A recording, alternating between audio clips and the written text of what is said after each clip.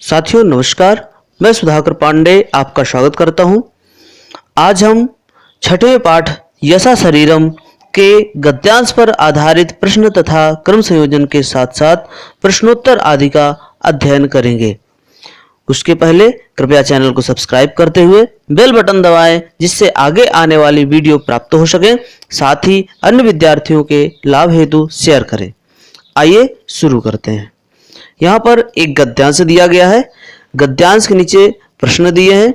इन प्रश्नों के उत्तर हमें इसी गद्यांश से ढूंढना है। तो सर्वप्रथम हम गद्यांश को एक बार पढ़ते हैं और उसके बाद प्रश्नों के उत्तर ढूंढेंगे।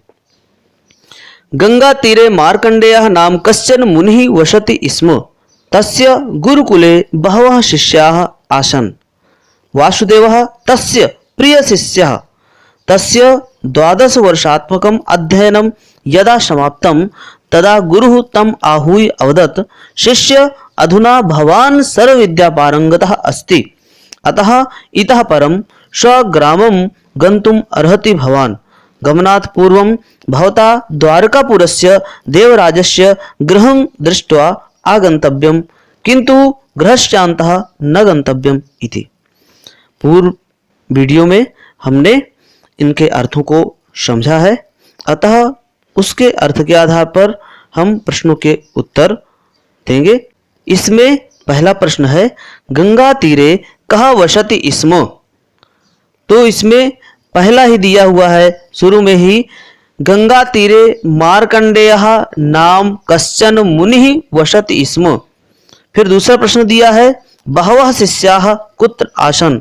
इसमें आगे हम पढ़ते हैं, तस्य गुरुकुले बहवः शिष्याः आसन्। दूसरा वाक्य इसमें दिया हुआ है, यह दूसरे प्रश्न का उत्तर है।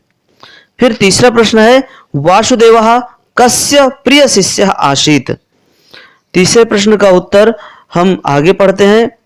तो वासुदेवः तस्य प्रिय शिष्यः यहाँ पर लिखा हुआ है और प्रश्न पूछ रहा है वासुदेव कस्य प्रिय शिष्य आसीत्।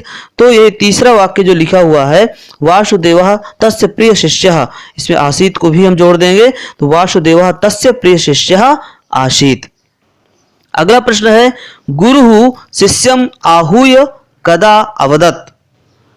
तो इसी में हम ढूंढते हैं आगे, तस्य 12 वर्षात्मकम् अध्ययनं यदा समाप्तं तदा गुरुः तम् आहूय अवदत्। अर्थात यही इसका जो है उत्तर भी है। तो हम इसका उत्तर लिखेंगे कि तस्य 12 वर्षात्मकम् अध्ययनं यदा समाप्तं तदा गुरु शिष्यम् आहूय अवदत्। अगला प्रश्न है, सर्व विद्या पारंगतः कः अभवत्। तो इसका उत्तर हम ढूंढते हैं इसमें, इसी के आगे पढ़ते हैं, अधुना भवान सर्व विद्या पारंगतः अस्ति, ये लिखा हुआ है। तो यहाँ पर गुरु कह रहे हैं वासुदेव से कि अब तुम सभी विद्याओं में पारंगत हो गए हो। तो इसका यही उत्तर हो जाएगा कि सर्व विद्या पारंगतः वासुदेवः अभवत्। इसका उत्तर हम लिख देंगे। इस प्रकार से हम गद्यांशों के प्रश्नों के उत्तर हम लिखेंगे।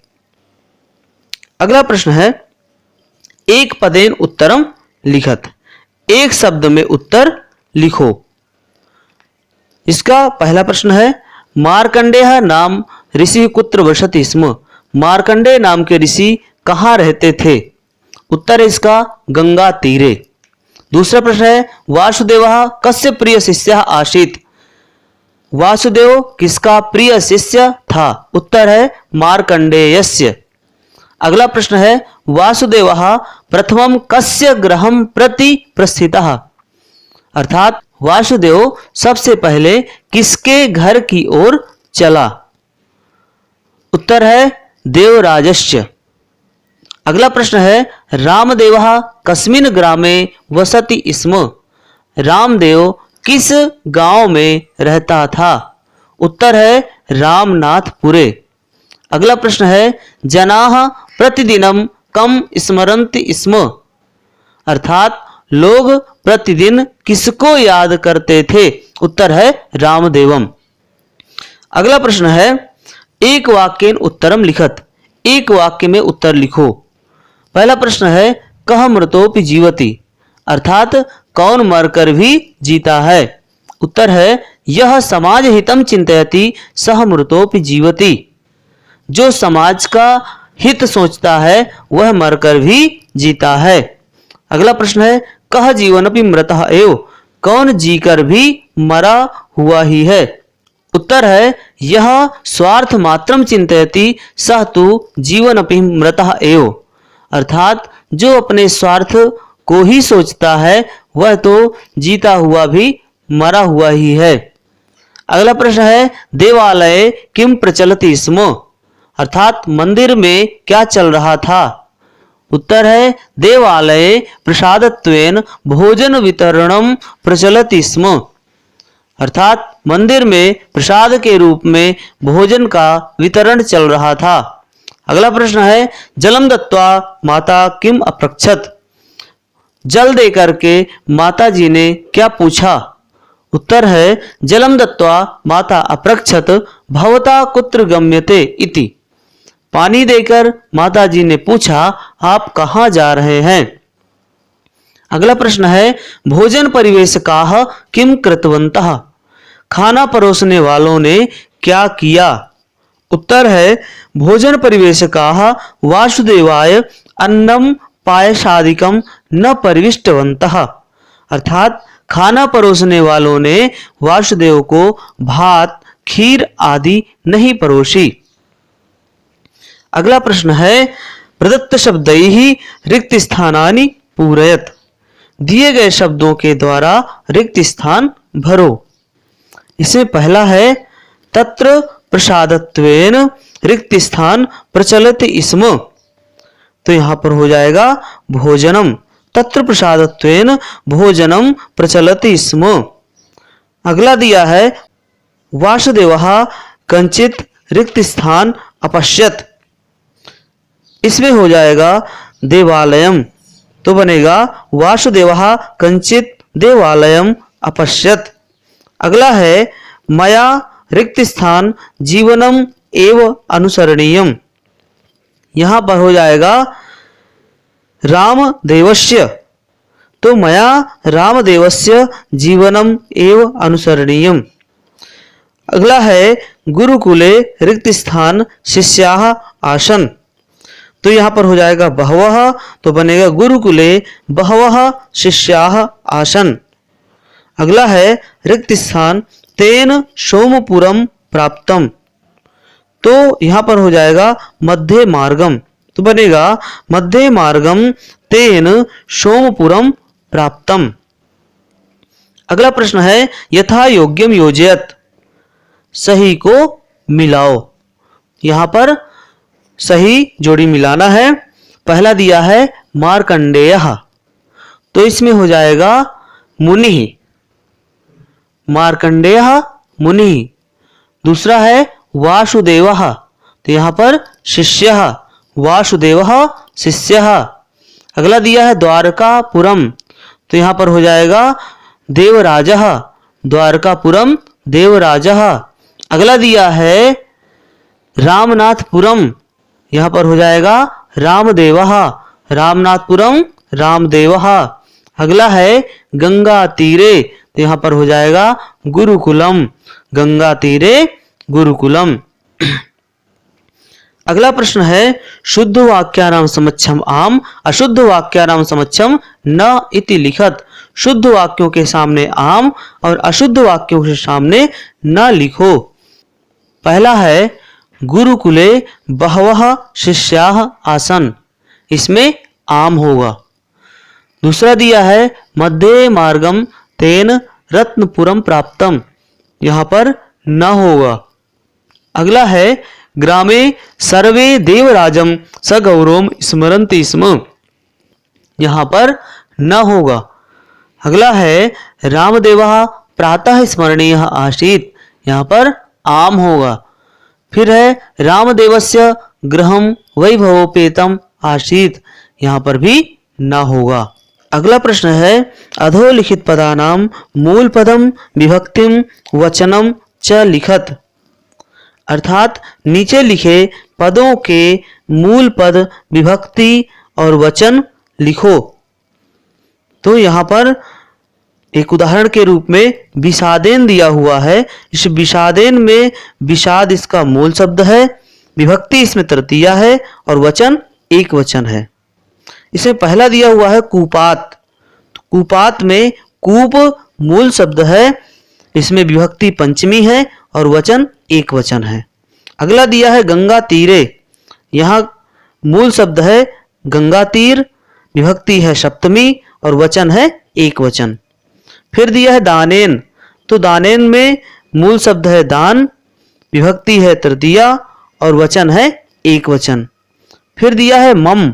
मम में अस्मद मूल पद है, षष्ठी विभक्ति है और एक वचन है। फिर दिया है तम। तम में तद मूल पद है, विभक्ति द्वितीया है और वचन एक वचन है। फिर दिया है ग्रामे। यहाँ पर मूल शब्द है ग्राम, विभक्ति है सप्तमी और वचन है एक वचन। अगला प्रश्न है उदाहरणानुसारम पदानाम प्रकृतिम प्रत्ययम च पृथक कुरुत। उदाहरण के अनुसार पदों के प्रकृति और प्रत्यय को अलग करो। यहाँ पर एक उदाहरण दिया गया है वदंती। यहाँ पर वद धातु है और क्षत्रि प्रत्यय है। फिर पहला इसमें पद दिया गया है गंतव्यम।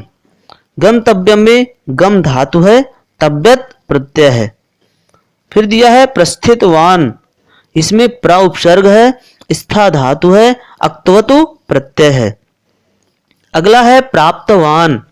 यहाँ पर प्र उपसर्ग है, आप धातु है, अक्तवतु प्रत्यय है। फिर दिया गया है उक्त्वा। यहाँ पर वच धातु है, अक्त्वा प्रत्यय है। फिर दिया है सत्कृत्य। यहाँ पर सत उपसर्ग है, क्री धातु है, ल्यप प्रत्यय है। फिर दिया है आगत्य। आगत्य में आ उपसर्ग है, गम धातु है, ल्यप प्रत्यय है। याचित्वा। यहाँ पर याच धातु है, अक्त्वा प्रत्यय है। अगला है वदंतः। वद धातु है, सत्री प्रत्यय है। अगला प्रश्न है अधोलिखित शब्दानाम पर्याय शब्दान लिखत। नीचे लिखे शब्दों के पर्याय शब्दों को लिखो। यहां पर एक उदाहरण भी दिया है जलम। जलम का पर्याय शब्द होता है वारी और अंबु। फिर दिया है मुनि। मुनि का पर्याय शब्द होगा ऋषि तपस्वी। फिर दिया है युवकः। युवक का पर्याय शब्द होगा तरुणः वयस्थः। अगला है अंब। अंब का पर्यायवाची होगा जननी माता। अगला है बुभुक्षितः। इसका पर्यायवाची होगा क्षुधा पीड़ितः क्षुधार्तः। अगला प्रश्न है अधोलिखित वाक्यानाम कथानुसारेण क्रम संयोजनम कुरुत। नीचे लिखे वाक्यों को कहानी के अनुसार क्रम से लगाओ। क्रम संयोजन में हमेशा कहानी के घटना क्रम के आधार पर ही हम वाक्यों को लिखते हैं। यहाँ पर जो वाक्य दिए गए हैं ये बिना क्रम के हैं, अर्थात कहानी की जो घटनाएं घटी उनके क्रम के इधर उधर दिया गया है। हमें उस कहानी के घटनाक्रम के आधार पर क्रमशः इन वाक्यों को लिखना है। तो यहाँ पर पहला दिया है ततः वासुदेवः रामनाथपुरम प्राप्य रामदेवस्य गृहम् अगच्छत्। फिर दिया है गंगा तीरे मार्कंडेय नाम कश्चन मुनि वसति स्म। फिर मया रामदेवस्य जीवनम एवं अनुसरणीयम। किंचिद अग्रे गतः वासुदेवः कंचित देवालयम अपश्यत्। फिर शिष्यः अनंतरम रामनाथपुरम प्रति प्रस्थितवान। फिर दिया है वासुदेवः तस्य प्रिय शिष्य आसीत्। हम सभी वाक्यों को अच्छी तरह से पढ़ते हैं और फिर समझने का प्रयास करते हैं कि कौन सा वाक्य किस क्रम में आएगा, कौन सी घटना पहले घटी तो उस वाक्य को हम पहले लिखेंगे और जो घटना बाद में घटी उसी के नीचे क्रमशः हम लिखते चले जाएंगे, तो ये हमारा क्रम संयोजन पूर्ण हो जाएगा।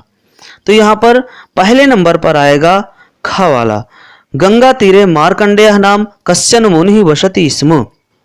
फिर आएगा वासुदेवः तस्य प्रिय शिष्यः आसीत्। फिर आएगा किंचिदग्रे गतः वासुदेवः कंचित देवालयम अपश्यत। फिर आएगा अंगा वाला, शिष्यः अनंतरम रामनाथपुरम प्रति प्रस्थितवान। फिर आएगा क ततः वासुदेवः रामनाथपुरम प्राप्य रामदेवस्य गृहम अगच्छत। और अंत में आएगा गा मया रामदेवस्य जीवनम एव अनुसरणीयम। इस प्रकार से इन सभी वाक्यों को हम कथा के क्रम के अनुसार सजा देंगे और ये हमारा कथा क्रम सही हो जाएगा। इस पाठ से अधिकतर क्रम संयोजन और गद्यांश पर आधारित प्रश्न निश्चित रूप से पूछता है, अतः हम इन्हें अच्छी प्रकार से पढ़ेंगे, साथ ही प्रश्नोत्तरों का अच्छी प्रकार से अभ्यास भी करेंगे। आज हम यहीं पर इस वीडियो को समाप्त करते हैं। अगले टॉपिक के साथ पुनः मिलेंगे। धन्यवाद।